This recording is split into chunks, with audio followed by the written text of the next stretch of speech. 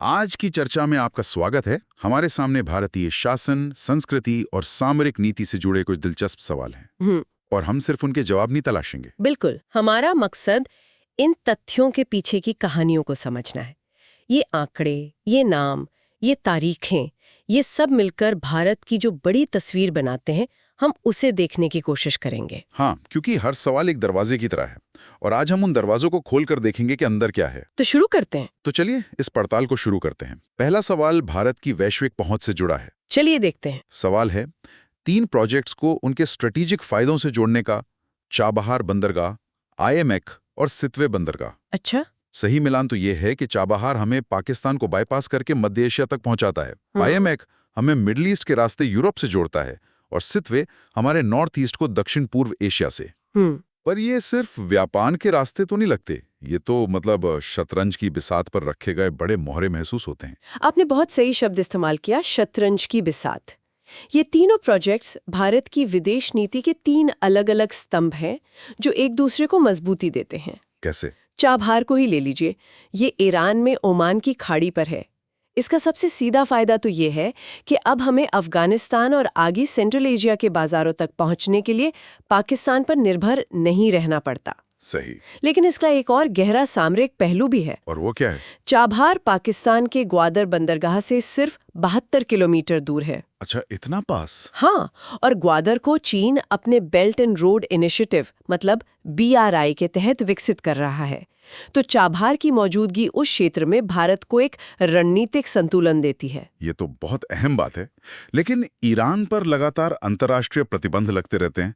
ऐसे में क्या चाबहार पर हमारी निर्भरता एक जोखिम भरा दांव नहीं है? ये एक बहुत वाजिब सवाल है और शायद इसी जोखिम को कम करने के लिए IMEX जैसे प्रोजेक्ट्स की अहमियत और भी बढ़ जाती है। IMEX यानी India middle east Europe economic corridor. हाँ, ये 2023 के G20 शिखर सम्मेलन में सामने आया एक बहुत बड़ा, बहुत महत्वाकांक्षी आइडिया है। और ये काम कैसे करेगा?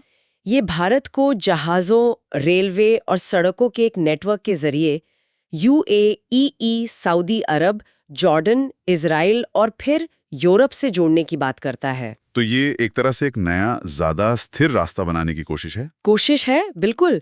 इसे आप चीन के बेल्ट एंड रोड इनिशिएटिव का एक लोकतांत्रिक विकल्प भी कह सकते हैं। ये भारत को सीधे यूरोपीय बाजारों से जोड़ने का एक नया, ज्यादा तेज और शायद ज्यादा भरोसेमंद जरिया बन सकता है।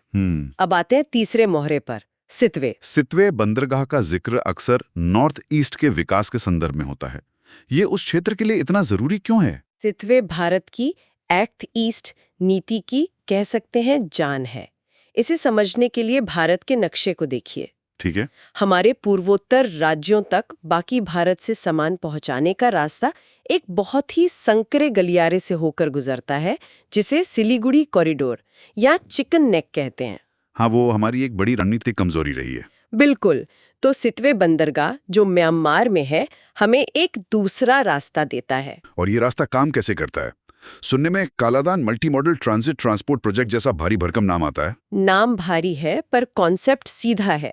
मल्टी मॉडल का मतलब है कि एक ही सफर में सामान कई तरह की सवारियों पर चलता है। एक तरह की रिले रेस? हाँ, बिल्कुल सही। एक तरह की ट्रांसपोर्ट रिले रेस।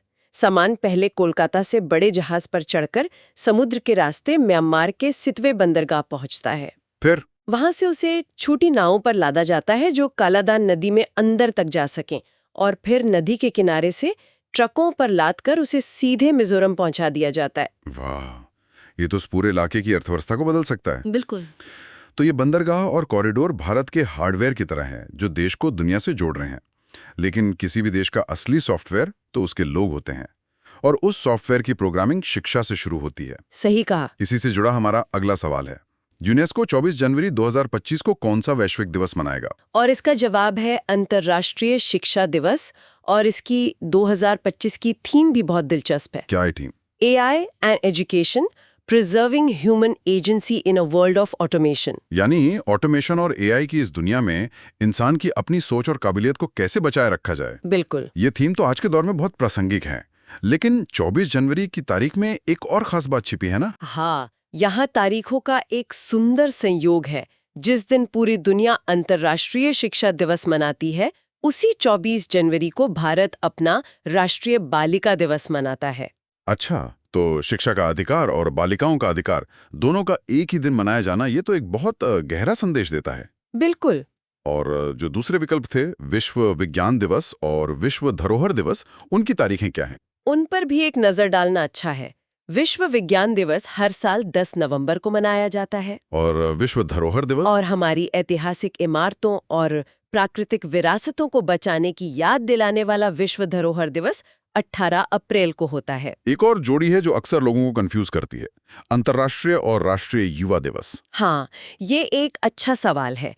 अंतर्राष्ट्रीय युवा दिवस 12 अगस्त को होता है, लेकिन भारत अपना राष्ट्रीय युवा दिवस 7 महीने पहले 12 जनवरी को मनाता है। और ये 12 जनवरी की तारीख क्यों? ये तारीख स्वामी विवेकानंद के जन्मदिन के सम्मान में चुनी गई है, जो हमेशा से युवाओं के लिए सबसे बड़ी प्रेरणाओं में से एक रहे हैं। शिक्षा और युवाओं की बात हुई तो अब देश की आबादी से जुड़े कुछ आंकड़ों को देखते हैं। ये आंकड़े हमें बताते हैं कि हम कहां से चले हैं और कहां जा रहे हैं। तो सवाल है, 2001 से 2011 के दशक में भारत की आबादी किस रफ्तार से बढ़ी? और सही आंकड़ा है 17.64%। एक दशक में 17.64%, ये तो बहुत ज्यादा लगता है। इसका मतलब सालाना तौर पर क्या हुआ? सालाना तौर पर ये लगभग 1.64% की वृद्धि दर बनती है। और इस एक नंबर के पीछे की कहानी क्या है? 2011 की जनगणना में हमारी कुल आबादी 121 करोड़ थी। उत्तर प्रदेश लगभग 20 करोड़ के साथ सबसे ज्यादा आबादी वाला राज्य था और सबसे कम आबादी सिक्किम में थी, महज 6 लाख। लेकिन जो बात मुझे सबसे ज्यादा हैरान करती है वो इस आंकड़े का राष्ट्रीय औसत नहीं, बल्कि राज्यों के बीच का जमीन आसमान का फर्क है। जैसे कि एक तरफ मेघालय था जहां आबादी 27.9% की रफ्तार से बढ़ी, जो राष्ट्रीय औसत से बहुत ज्यादा है। और दूसरी दूसरी तरफ एक ऐसा राज्य था जहां आबादी बढ़ी ही नहीं बल्कि घट गई। ये तो अविश्वसनीय लगता है। कौन सा राज्य था वो? नागालैंड। अच्छा। वहां दशकीय वृद्धि दर नकारात्मक थी, -0.6%। -0.6%? हाँ, ये सिर्फ एक आंकड़ा नहीं है, ये एक पूरी कहानी कहता है। किस तरह की कहानी? इसके पीछे क्या वजह हो सकती है? देखिए, ये दशकों के उग्रवाद के बाद आई स्थिरता, बेहतर परिवार नियोजन और शायद बेहतर अवसरों के लिए दूसरे राज्यों में पलायन की एक जटिल कहानी हो सकती है। सही। ये हमें एक बहुत जरूरी सबक सिखाता है कि विकास की नीतियां पूरे देश के लिए एक जैसी नहीं हो सकती। हर राज्य की अपनी सच्चाई और अपनी चुनौतियां हैं। बिल्कुल। आबादी की संख्या से ही जुड़ा है हमारा अगला सवाल, साक्षरता यानी लिटरेसी पर। 2011 की जनगणना के हिसाब से भारत की साक्षरता दर क्या थी? औसत आंकड़ा था 74.04%। लेकिन जैसा हमने जनसंख्या वृद्धि में देखा, औसत अक्सर पूरी कहानी नहीं बताता। तो इस 74% के आंकड़े के पीछे क्या छिपा है? इसके पीछे छिपी है लैंगिक असमानता की एक बड़ी खाई। पुरुषों की साक्षरता दर जहां 82.14% थी, वहीं महिलाओं की साक्षरता दर सिर्फ 65.46% थी। मतलब लगभग 17% का फर्क। हाँ, ये उस समय की सामाजिक हकीकत को साफ दिखाता है। अच्छी खबर ये है कि तब से अब तक इसमें बहुत सुधार हुआ है। और राज्यों के बीच भी वैसा ही फर्क रहा होगा जैसा जनसंख्या में था। बिल्कुल। एक छोर पर केरल था जो लगभग 94% साक्षरता के साथ देश में सबसे आगे था। और दूसरे छोर पर बिहार था, लगभग 61.8% के साथ। ये दिखाता है कि शिक्षा और विकास का उजाला देश में हर जगह बराबर नहीं पहुंचा है। ये आंकड़े हमें एक गाइड की तरह बताते हैं कि नीतियां बनाते समय किन क्षेत्रों पर सबसे ज्यादा ध्यान देने की जरूरत है। सही कहा। ये आंकड़े तो हमें देश की बनावट के बारे में बताते हैं, लेकिन किसी भी देश की आत्मा तो उसकी संस्कृति में बसती है। बिल्कुल। और खैर, संस्कृति की सबसे खूबसूरत झलक लोक कलाओं में मिलती है। हमारा अगला सवाल इसी से जुड़ा है। जागर नृत्य शैली की जड़ें किस भारतीय राज्य में हैं? इसका जवाब है उत्तराखंड। लेकिन यहाँ ये जानना जरूरी है कि जागर सिर्फ एक डांस फॉर्म नहीं है, ये एक पूरा का पूरा अनुष्ठान है। अनुष्ठान? इसका क्या मतलब हुआ? जागर शब्द का मतलब ही है जगाना। ये एक तरह का पूजा नृत्य है जिसके जरिए उत्तराखंड के लोग अपने स्थानीय देवी देवताओं और पूर्वजों की आत्माओं का आवाहन करते हैं। अच्छा। मान्यता है कि इस नृत्य के जरिए वो जागते हैं और लोगों की समस्याओं को सुनकर उनका समाधान करते हैं। यह उनकी आस्था का एक बहुत गहरा और जीवंत हिस्सा है। ये तो बहुत दिलचस्प है। और विकल्पों में जो दूसरे राज्य थे, हिमाचल प्रदेश, जम्मू कश्मीर, बिहार, वहां के भी कुछ मशहूर लोक नृत्य होंगे? जरूर। उत्तराखंड में ही छोलिया और झोरा जैसे नृत्य भी हैं। हिमाचल प्रदेश का नाटी नृत्य बहुत लोकप्रिय है। और जम्मू कश्मीर? जम्मू और कश्मीर का राउफ नृत्य, जो खासकर महिलाएं करती हैं, अपनी धीमी और सुंदर लय के लिए जाना जाता है।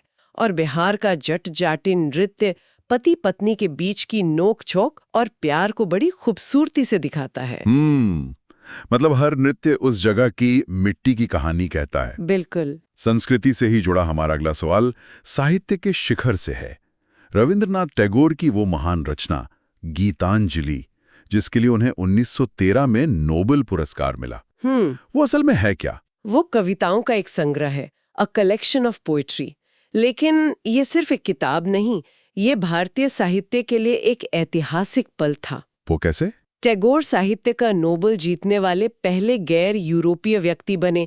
उस एक पुरस्कार ने पूरी दुनिया का ध्यान भारतीय दर्शन और साहित्य की तरफ खींच लिया। गीतांजलि का मतलब है गीतों की भेंट। टैगोर का व्यक्तित्व सिर्फ एक लेखक का नहीं था, वो उससे कहीं ज्यादा बड़े थे। बिल्कुल। उनके जीवन से जुड़ी एक और बड़ी घटना है। उन्हें 1915 में ब्रिटिश सरकार ने नाइटहुड की उपाधि दी थी, जो उस समय किसी भारतीय के लिए सबसे बड़ा सम्मान था। हाँ, लेकिन उन्होंने लौटा दी थी। सही। 4 साल बाद 1919 में जब जलियांवाला बाग का क्रूर हत्याकांड हुआ, तो उन्होंने विरोध में उस उपाधि को लौटा दिया। ये दिखाता है कि उनके लिए सम्मान से ज्यादा उनका ज़मीर मायने रखता था। और एक बात जो उन्हें दुनिया में बिल्कुल अनोखा बनाती है। हाँ, और वो कमाल की बात यह है कि रविंद्रनाथ टैगोर दुनिया के इकलौते इंसान हैं जिन्होंने 2 देशों का राष्ट्रगान लिखा, भारत का जनगण मन और बांग्लादेश का आमार सोनार बांग्ला। 2 देशों का राष्ट्रगान? हाँ, यहाँ तक कि कहा जाता है कि श्रीलंका का राष्ट्रगान भी उनकी ही एक रचना से प्रेरित है। ये उनके वैश्विक प्रभाव को दिखाता है। साहित्य और संस्कृति से अब आते हैं देश के संविधान पर। सवाल राज्य के नीति निदेशक सिद्धांतों यानी डीपीएसपी से जुड़ा है। ठीक है। इनमें से कौन सा सिद्धांत 44वें संशोधन अधिनियम 1978 के जरिए जोड़ा गया था? सही जवाब है व्यक्तियों और समूहों के बीच आय और स्थिति में असमानताओं को कम करना। और ये समझना बहुत जरूरी है क्योंकि ज्यादातर लोग 42वें संशोधन को ही डीएसपी में हुए बड़े बदलावों के लिए याद रखते हैं। 42वें संशोधन को तो मिनी संविधान भी कहते हैं ना? हाँ, तो 44वें संशोधन ने ऐसा क्या खास किया जो हमें याद रखना चाहिए? बताइए। इसे सरल भाषा में समझते हैं। 44वें संशोधन ने संविधान में अनुच्छेद 38(2) जोड़ा। इसका मतलब ये है कि सरकार का काम सिर्फ देश की जीडीपी बढ़ाना या एक बड़ा केक बनाना नहीं है। सरकार का काम ये भी देखना है कि वो केक सबको बराबर मिले ताकि अमीर और गरीब के बीच की खाई कम हो। ये संशोधन सरकार को यही याद दिलाता है। ये तो बहुत महत्वपूर्ण बात है। तो फिर एक बार ये भी साफ कर दीजिए कि 42वें संशोधन ने कौन-कौन से डीएसपी जोड़े थे? जरूर। 42वें संशोधन जो 1976 में हुआ, उसने 3 बहुत जरूरी सिद्धांत जोड़े थे। पहला, अनुच्छेद 39A जो कहता है कि गरीबों को मुफ्त कानूनी सहायता मिलनी चाहिए।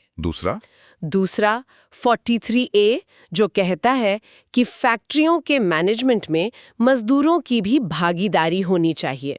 और तीसरा 48A जो पर्यावरण और जंगलों की रक्षा की बात करता है। अच्छा। बाद में 2011 में 97वें संशोधन से सहकारी समितियों को बढ़ावा देने के लिए अनुच्छेद 43B भी जोड़ा गया। तो ये सिद्धांत समय के साथ विकसित होते रहे हैं। संविधान से भाषाओं पर आते हैं। भारत भाषाओं का देश है। सवाल है, संस्कृत को किस साल भारत में एक शास्त्रीय भाषा यानी क्लासिकल लैंग्वेज का दर्जा दिया गया? सही साल है 2005। लेकिन यहाँ पूरी टाइमलाइन देखना दिलचस्प है। तो ये सिलसिला शुरू कहाँ से हुआ? सबसे पहली शास्त्रीय भाषा कौन सी थी? ये दर्जा पाने वाली पहली भाषा थी तमिल, जिसे ये सम्मान 2004 में मिला। और उसके ठीक अगले साल संस्कृत? हाँ, 2005 में संस्कृत को ये दर्जा दिया गया। फिर 2008 में कन्नड़ और तेलुगु को, 2013 में मलयालम को और 2014 में उड़िया इस सूची में शामिल होने वाली छठी भाषा बनी। और क्या इस सूची में हाल ही में कोई नया नाम जुड़ा है? हाँ, और ये एक बहुत ताज़ा जानकारी है। 2024 में सरकार ने घोषणा की है कि मराठी, पाली, प्राकृत, असमिया और बंगाली को भी शास्त्रीय भाषा का दर्जा देने की प्रक्रिया शुरू की गई है। ये तो बहुत अच्छी खबर है। चलिए अब अपने आखिरी सवाल पर आते हैं, जो भारत के सर्वोच्च न्यायालय से जुड़ा है। सवाल उसके मूल अधिकार क्षेत्र यानी ओरिजिनल जुरिस्डिक्शन के बारे में है। सही कथन है, यह केंद्र और राज्यों के बीच के विवादों का निपटारा करता है। ये मूल अधिकार क्षेत्र सुनने में थोड़ा तकनीकी लगता है, इसका असल में क्या मतलब है? इसका मतलब बहुत सीधा है। कुछ मामले ऐसे होते हैं जिनकी सुनवाई किसी हाईकोर्ट या निचली अदालत में शुरू ही नहीं हो सकती। अच्छा। हाँ, वो इतने अहम होते हैं कि सीधे सुप्रीम कोर्ट में ही सुने जाते हैं। सुप्रीम कोर्ट उन मामलों के लिए पहला और आखिरी दोनों कोर्ट होता है। और ये किस तरह के मामले होते हैं? ये मामले हमारे देश के संघीय ढांचे मतलब फेडरल स्ट्रक्चर से जुड़े होते हैं। इसे ऐसे समझिए कि सुप्रीम कोर्ट एक फेडरल अंपायर की तरह काम करता है। Federal umpire? हाँ, जब बड़े खिलाड़ी यानी केंद्र सरकार और किसी राज्य सरकार के बीच या दो राज्यों के बीच आपस में कोई कानूनी झगड़ा हो जाए तो अंपायरिंग करने सीधे सुप्रीम कोर्ट आता है। संविधान का अनुच्छेद 131 उसे ये अनोखी शक्ति देता है। ये तो उसकी खास शक्ति हुई।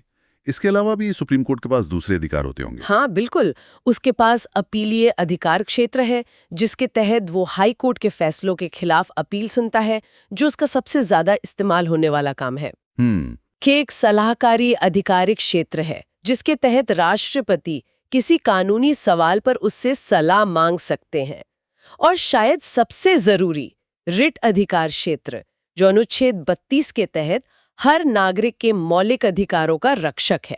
तो ये थी हमारी याद करते हैं भारतीय राजनीति से। एक सवाल है राज्य विधान परिषद यानी स्टेट लेजिस्लेटिव काउंसिल के बारे में। इसकी सबसे खास बात क्या है? इसकी सबसे खास और दिलचस्प बात यह है कि ये विधानसभा की तरह कभी भंग नहीं होती। भंग नहीं होती मतलब परमानेंट? जी बिल्कुल, ये एक स्थायी सदन है, ठीक वैसे ही जैसे केंद्र में राज्यसभा होती है। अच्छा। इसके सदस्य 6 साल के लिए चुने जाते हैं और हर 2 साल में 1/3 सदस्य रिटायर हो जाते हैं। ठीक, राज्यसभा की तरह। लेकिन यहाँ एक दिलचस्प बात है, इसके सदस्य चुने कैसे जाते हैं? ये सीधे जनता से तो नहीं आते? नहीं, बिल्कुल नहीं। और यही इसकी बनावट को बहुत अनूठा बनाता है। कैसे? देखिए, सदस्यों का चुनाव अलग-अलग समूहों से होता है। 1/3 सदस्य विधायक यानी MLAs चुनते हैं। अच्छा। 1/3 स्थानीय निकायों से आते हैं, जैसे नगरपालिका। और फिर 112 शिक्षकों द्वारा और 112 स्नातकों यानी ग्रेजुएट्स द्वारा चुने जाते हैं। अरे वाह, मतलब इसमें शिक्षकों और स्नातकों का भी सीधा प्रतिनिधित्व है। जी, और बचे हुए 16 सदस्य राज्यपाल द्वारा मनोनीत किए जाते हैं। ये तो बहुत ही अनोखी व्यवस्था है, पर ये व्यवस्था क्या सभी राज्यों में है? नहीं, यही जानना भी जरूरी है। ये व्यवस्था आज सिर्फ 6 राज्यों में है: उत्तर प्रदेश, बिहार, महाराष्ट्र, कर्नाटक, आंध्र प्रदेश और तेलंगाना। तो राज्यों की बात चल ही रही है, तो अगला सवाल भी राज्यों से ही जुड़ा है। जी। सवाल था कि 1956 के राज्य पुनर्गठन अधिनियम के बाद बने राज्यों में से कौन सा जोड़ा सही है? और सही जवाब था छत्तीसगढ़, जो साल 2000 में बना। हाँ, और ये साल 2000 भारत के नक्शे के लिए काफी अहम था, है ना? हाँ बिल्कुल, वो एक बहुत ही महत्वपूर्ण साल था। एक ही महीने के अंदर भारत में 3 नए राज्य बने थे। 3? जी, 1 नवंबर को छत्तीसगढ़ बना, मध्य प्रदेश से अलग होकर। ठीक है। फिर 9 नवंबर को उत्तराखंड बना, उत्तर प्रदेश से अलग होकर। और फिर 15 नवंबर को झारखंड, जो बिहार से अलग हुआ। मतलब ये तीनों ही फैसले दशकों पुरानी क्षेत्रीय आकांक्षाओं का नतीजा थे। बिल्कुल, और स्रोत में तेलंगाना का भी जिक्र है, जो काफी बाद में बना। हाँ, वो तो 2014 में बना था। जी, 2 जून 2014 को आंध्र प्रदेश से अलग होकर। लेकिन इस पूरी प्रक्रिया की नींव कह सकते हैं कि 1953 के फजल अली आयोग ने रखी थी। अच्छा, फजल अली आयोग। हाँ, उसी की सिफारिशों पर 1956 में 14 राज्य और 6 केंद्र शासित प्रदेश बनाए गए थे। चलिए, अब आधुनिक भारत के इतिहास की ओर चलते हैं। जी। एक बहुत ही आम लेकिन महत्वपूर्ण सवाल है, भारतीय राष्ट्रीय कांग्रेस की पहली महिला अध्यक्ष कौन थी? हाँ, ये सवाल अक्सर लोगों को उलझाता है। बिल्कुल, क्योंकि 2 नाम सामने आते हैं, एनी बेसेंट और सरोजिनी नायडू। इनमें क्या फर्क है? यहाँ जो बारीकी है वही सबसे दिलचस्प है। बताइए। एनी बेसेंट 1917 के कलकत्ता अधिवेशन में अध्यक्ष बनी और इसमें कोई शक नहीं कि वो कांग्रेस की पहली महिला अध्यक्ष थीं। तो फिर उलझन कहाँ है? उलझन है भारतीय शब्द में। एनी बेसेंट आयरिश मूल की थीं, भारतीय नहीं। ओहो, तो ये है असली बात। जी। ठीक 8 साल बाद 1925 में कानपुर अधिवेशन में सरोजिनी नायडू अध्यक्ष बनी और वह कांग्रेस की पहली भारतीय महिला अध्यक्ष थीं। अच्छा, तो ये फर्क है, पहली महिला अध्यक्ष और पहली भारतीय महिला अध्यक्ष। बिल्कुल। वैसे कुछ और रोचक तथ्य भी हैं, जैसे कांग्रेस के पहले अध्यक्ष WC बनर्जी थे 1885 में। हाँ। और महात्मा गांधी वो सिर्फ एक बार ही अध्यक्ष बने। सिर्फ एक बार? हाँ, 1924 में बेलगाम अधिवेशन में। ये तो हुई 20वीं सदी की बात। अब इतिहास में और पीछे चलते हैं, 8वीं और 9वीं शताब्दी में। ठीक है। एक त्रिपक्षीय संघर्ष का जिक्र आता है। सवाल है कि ये किन शक्तियों के बीच हुआ था? और सही जवाब है पाल, प्रतिहार और राष्ट्रकूट। तो सवाल ये उठता है कि ये तीनों बड़ी शक्तियां आखिर किस चीज के लिए लड़ रही थीं, वो भी एक साथ? ये संघर्ष था एक शहर के लिए, कन्नौज। कन्नौज? सिर्फ एक शहर के लिए इतनी बड़ी लड़ाई? हाँ, उस जमाने में कन्नौज पर कब्जा करना वैसा ही था जैसा बाद के दौर में दिल्ली पर कब्जा करना। अच्छा। जो भी कन्नौज को नियंत्रित करता उसे पूरे उत्तर भारत का सम्राट माना जाता था। वो शक्ति और प्रतिष्ठा का प्रतीक था। लेकिन क्यों? कन्नौज में ऐसा क्या खास था? कन्नौज गंगा घाटी के ठीक बीच में था, मतलब व्यापार और कृषि पर पूरा नियंत्रण। और दूसरा, उसकी प्रतिष्ठा। सम्राट हर्षवर्धन ने उसे अपनी राजधानी बनाया था, तो उस पर कब्जा करना मतलब अपनी ताकत का ऐलान करना। और मजे की बात यह है कि ये तीनों साम्राज्य भारत के 3 अलग-अलग कोनों से थे। बिल्कुल। पाल साम्राज्य पूर्वी भारत से था, बंगाल बिहार से। ठीक है। गुर्जर प्रतिहार पश्चिम और उत्तर भारत से थे और राष्ट्रकूट दक्कन यानी दक्षिण भारत से। 3 अलग-अलग कोनों से एक ही शहर के लिए लड़ाई, और ये लड़ाई लगभग 200 सालों तक चली। इसका नतीजा क्या हुआ? नतीजा वही हुआ जो अक्सर लंबी लड़ाइयों का होता है। क्या? लगातार युद्ध लड़ने की वजह से तीनों ही साम्राज्य अंदर से खोखले हो गए। उनकी सैन्य और आर्थिक शक्ति खत्म हो गए और आखिरकार तीनों का ही पतन हो गया। तो जहां एक तरफ ये साम्राज्य लड़कर खत्म हो गए, वहीं भारत में कुछ ऐसे विचारक भी थे जिनके विचार आज भी जिंदा हैं। जी। इनमें से एक को तो भारतीय आइंस्टीन तक कहा जाता है। ये उपाधि नागार्जुन को दी गई थी। इतना बड़ा नाम, इसके पीछे क्या वजह थी? इसकी वजह है उनका दर्शन, जिसे शून्यवाद कहते हैं। शून्यवाद मतलब नथिंगनेस? नहीं, आमतौर पे यही समझा जाता है, लेकिन शून्य का मतलब कुछ नहीं है। तो फिर क्या है? नागार्जुन का कहना था कि दुनिया में किसी भी चीज का अपना स्वतंत्र स्थायी अस्तित्व नहीं है। हर चीज किसी दूसरी चीज पर निर्भर है, मतलब रिलेटिव है। रिलेटिव जैसे? जैसे बड़ा तभी है जब कोई चीज छोटी हो, अंधेरा तभी है जब रोशनी हो। कोई भी चीज अपने आप में कुछ नहीं है। ये तो बहुत गहरा विचार है। और इसका आइंस्टीन से क्या लेना देना? आइंस्टीन ने 20वीं सदी में विज्ञान से बताया कि समय और स्थान भी निरपेक्ष यानी एब्सोल्यूट नहीं है, वे भी रिलेटिव हैं। अच्छा। नागार्जुन ने यही बात लगभग 1800 साल पहले दर्शन के स्तर पर कही थी। इसी वैचारिक समानता के कारण उन्हें भारतीय आइंस्टाइन कहा जाता है। कमाल है। और ये किस दौर में थे? नागार्जुन कुषाण वंश के महान राजा कनिष्क के दरबार में थे। कनिष्क के दरबार में तो और भी बड़े विद्वान थे, है ना? हाँ, बिल्कुल। उनका दरबार उस समय के महान विद्वानों का केंद्र था। नागार्जुन के अलावा वहां बुद्ध चरित लिखने वाले अश्वघोष थे और महान चिकित्सक चरक भी थे। चरक संहिता वाले चरक? जी वही। चलिए अब इतिहास से निकलकर विज्ञान की दुनिया में चलते हैं। बिल्कुल। खासकर रसायन विज्ञान में। जी। एक सवाल था कि कौन से तत्व लैंथेनॉइड समूह का है, और सही जवाब है सीरियम। जी। तो ये लैंथेनॉइड्स आखिर हैं क्या, और आवर्त सारणी यानी पीरियोडिक टेबल में कहाँ मिलते हैं? लैंथेनॉइड्स को इनर ट्रांजिशन एलिमेंट्स या एफ ब्लॉक तत्व भी कहा जाता है। F block? जी।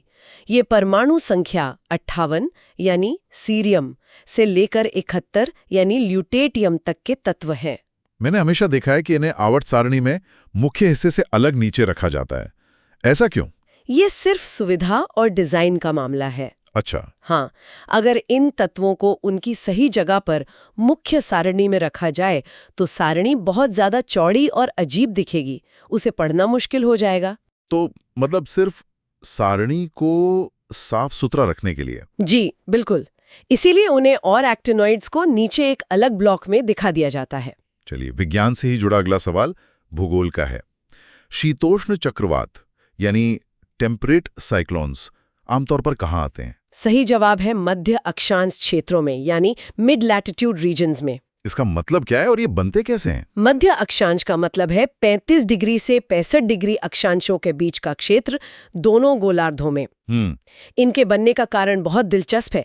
ये तब बनते हैं जब ठंडी और गर्म हवा की विशाल राशियां, अच्छा, जिन्हें फ्रंट कहते हैं, वो आपस में टकराती हैं। तो ये उन चक्रवातों से अलग है जो हम अक्सर बंगाल की खाड़ी में उठते हुए देखते हैं? हाँ, बिल्कुल अलग। वो उष्णकटिबंधीय चक्रवात होते हैं। ये शीतोष्ण चक्रवात पछुआ हवाओं के प्रभाव के कारण हमेशा पश्चिम से पूर्व की ओर चलते हैं। पश्चिम से पूर्व? जी, इसीलिए इन्हें एक्स्ट्रा ट्रॉपिकल साइक्लोन भी कहा जाता है। अब अर्थशास्त्र से जुड़ा एक बहुत ही प्रासंगिक सवाल पूछिए। स्ट्रक्चरल अनएम्प्लॉयमेंट यानी संरचनात्मक बेरोजगारी का सबसे अच्छा उदाहरण क्या है? इसका सबसे अच्छा उदाहरण है जब किसी कर्मचारी को इसलिए नौकरी नहीं मिल पाती क्योंकि नए उद्योग में जरूरी कौशल मतलब स्किल की कमी है। ये तो आज के समय में बहुत देखने को मिलता है, जैसे टेक्नोलॉजी बदलने पर। बिल्कुल।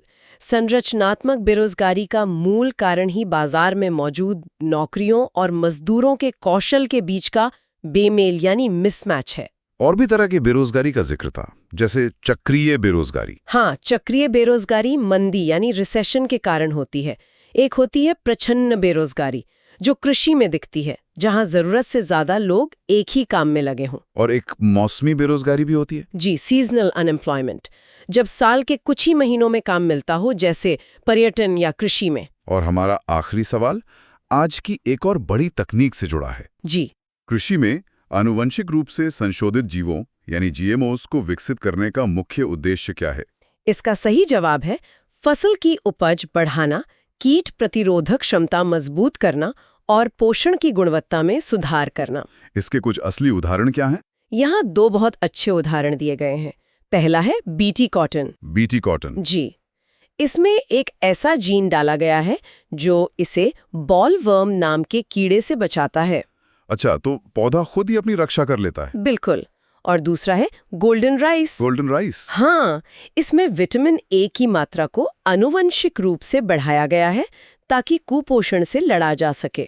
संक्षेप में कहें तो जीएमओ तकनीक में फसलों के डीएनए को बदलकर उनमें मनचाहा गुण डाले जाते हैं। जी, बिल्कुल सही। तो सवाल नंबर 19, कल्पना कीजिए एक जंगल है और वहां बहुत लंबे समय से सूखा पड़ा है। तो सवाल यह है कि इस सूखे का सबसे पहला और सबसे गहरा असर किस पर पड़ेगा?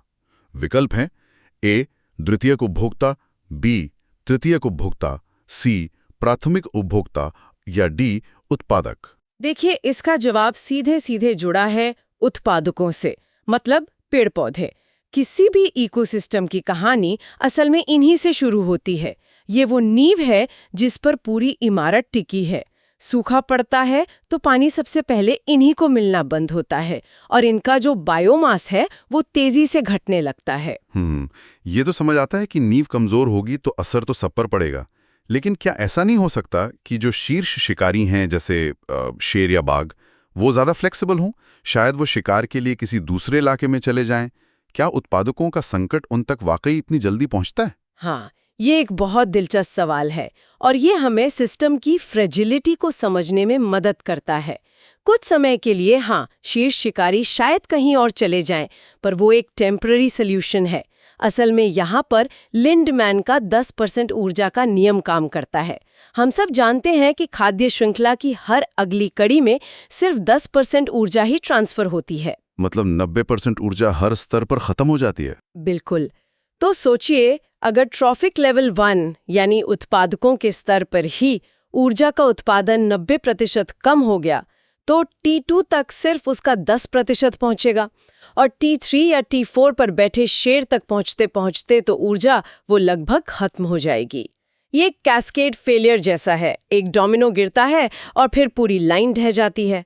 इसलिए भले ही शेर तुरंत भूखा ना मरे, उसका पूरा सपोर्ट सिस्टम उसी पर ढह जाता है जब जंगल के पेड़ पौधे सूखने लगते हैं।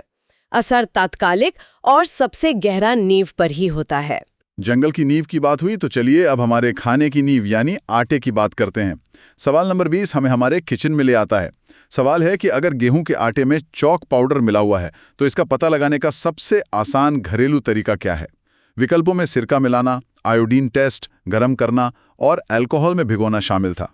और सही तरीका है ए, आटे के सैंपल में थोड़ा सिरका मिलाना।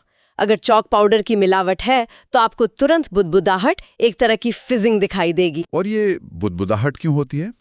इसके पीछे की केमिस्ट्री क्या है? ये बहुत ही सरल केमिस्ट्री है, हम सब ने शायद स्कूल में देखी भी होगी।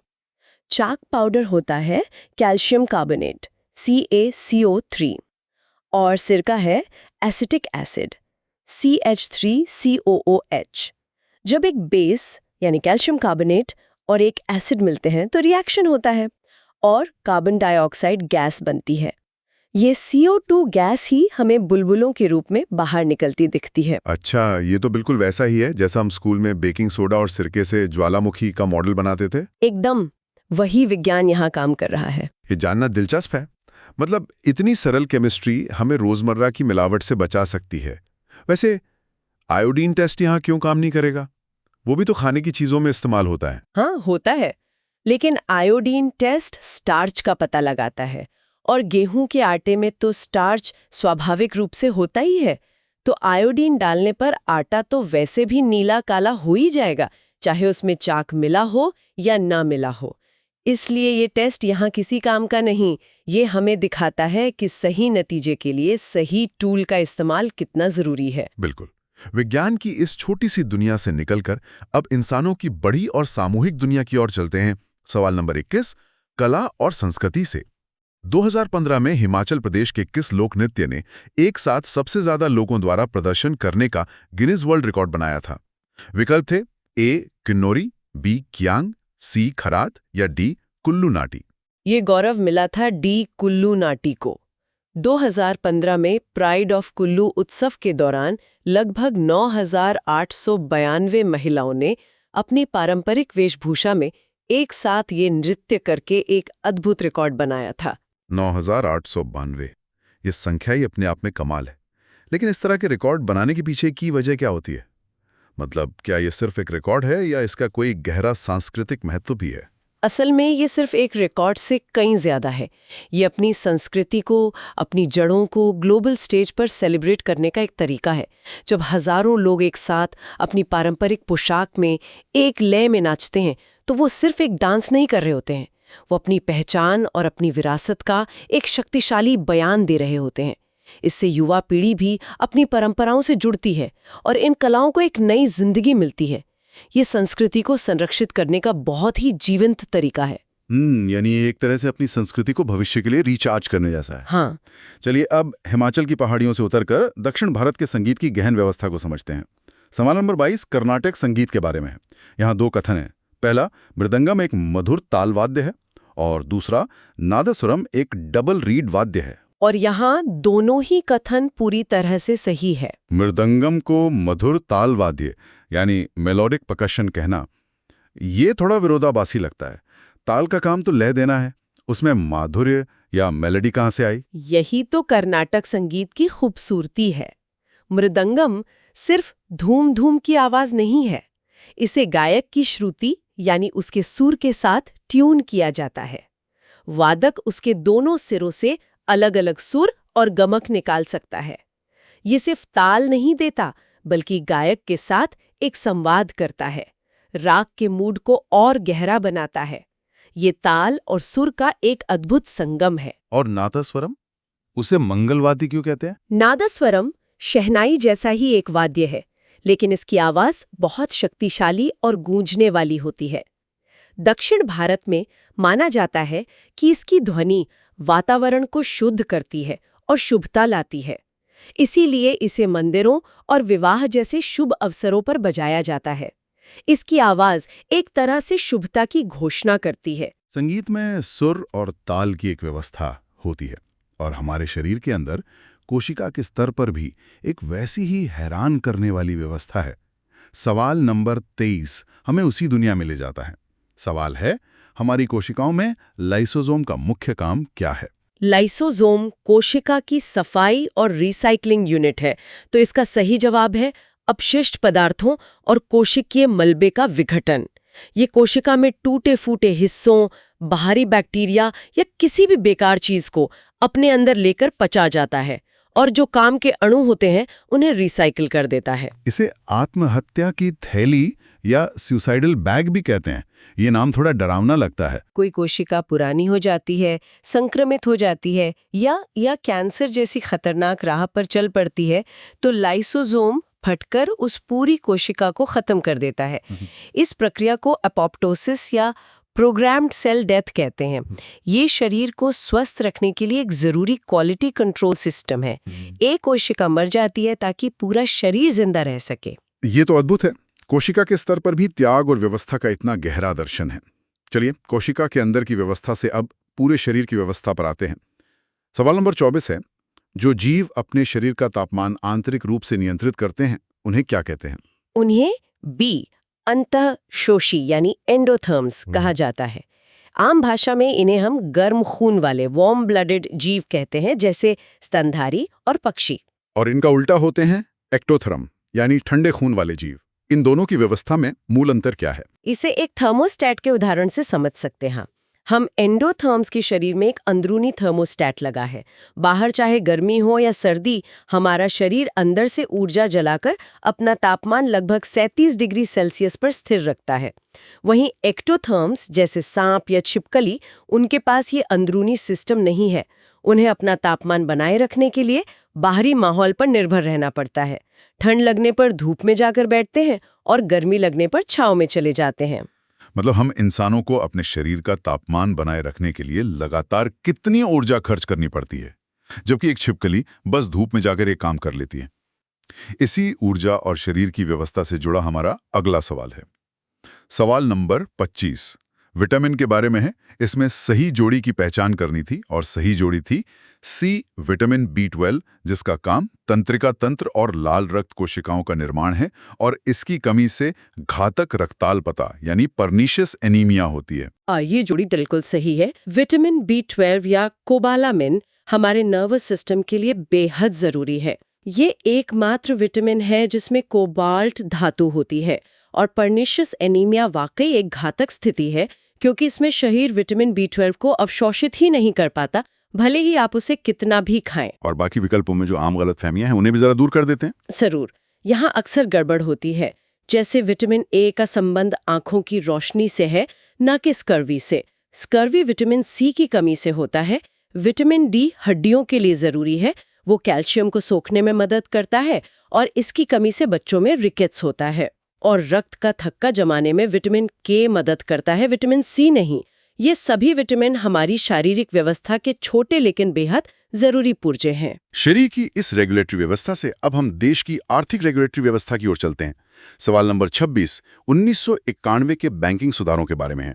सवाल था कि बैंकिंग प्रणाली में सुधार के लिए कौन सी महत्वपूर्ण नीति अपनाई गई? इसका सही जवाब है ए विवेकपूर्ण मानदंडों यानी प्रूडेंशियल नॉर्म्स और CARR को लागू करना।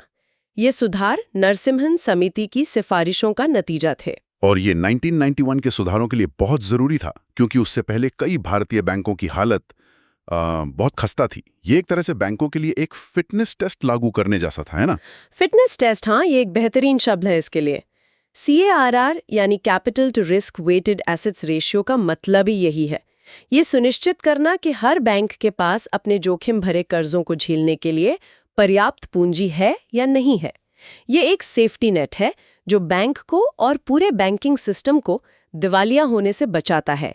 एक अदृश्य लेकिन बहुत मजबूत दीवार। तो आधुनिक आर्थिक व्यवस्था से चलिए अब हजारों साल पीछे चलते हैं और देखते हैं कि एक प्राचीन सभ्यता की अदृश्य व्यवस्था कैसी थी। हमारा आखिरी सवाल नंबर 27 सिंधु घाटी सभ्यता से है।